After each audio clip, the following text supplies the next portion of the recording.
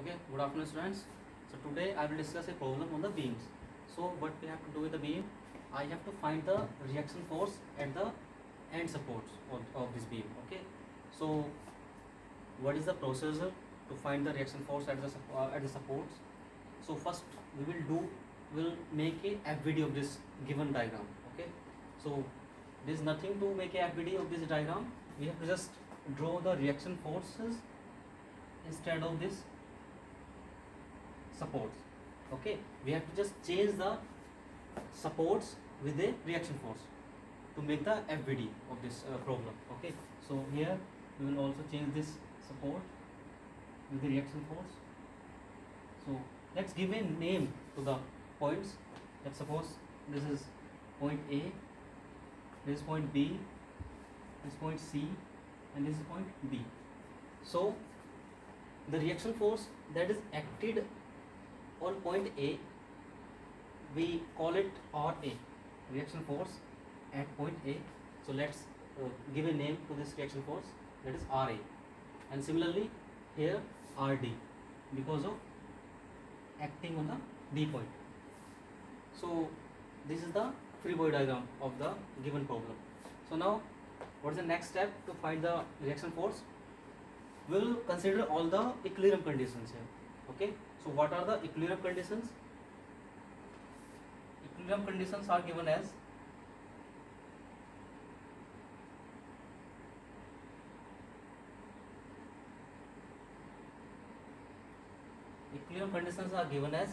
total horizontal force, or we can say total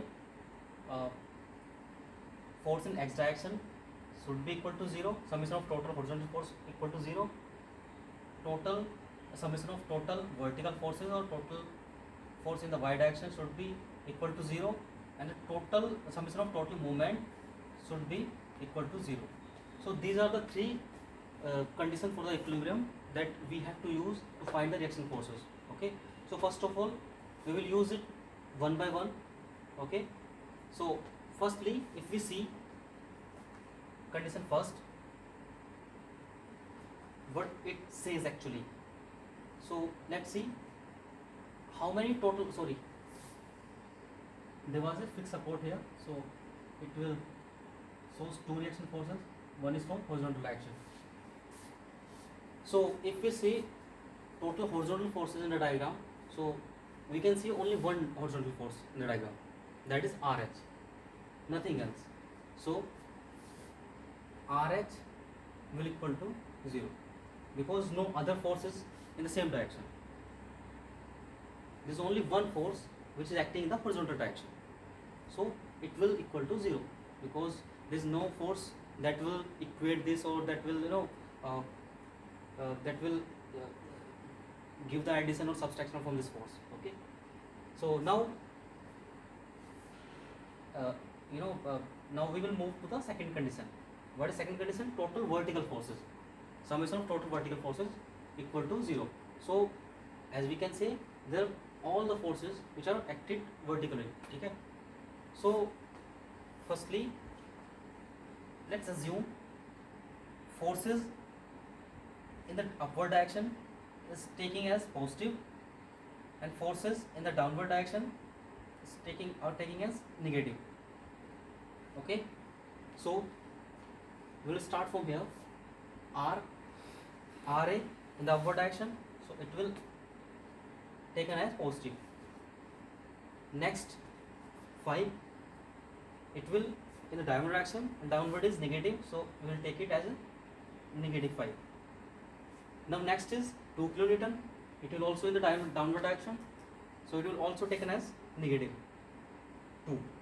And the last one is RD, it will in the upward direction, so it will taken as positive, so plus RD equal to 0 according to this condition.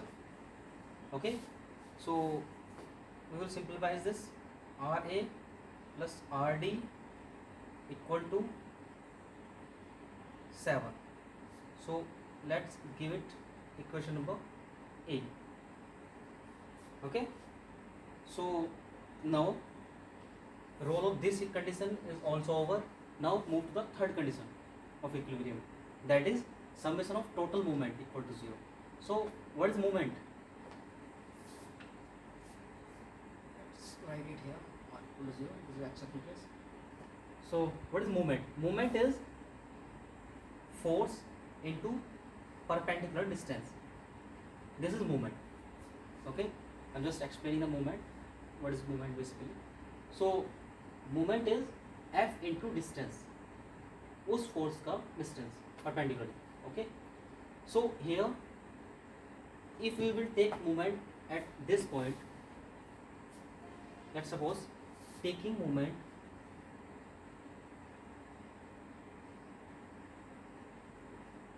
at point A.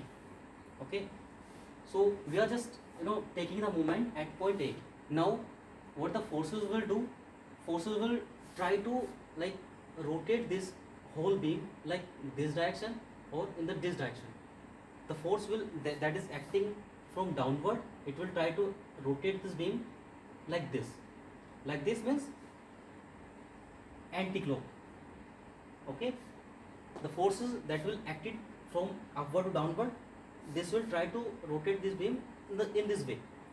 In this way means in this direction. In this direction, that is clockwise.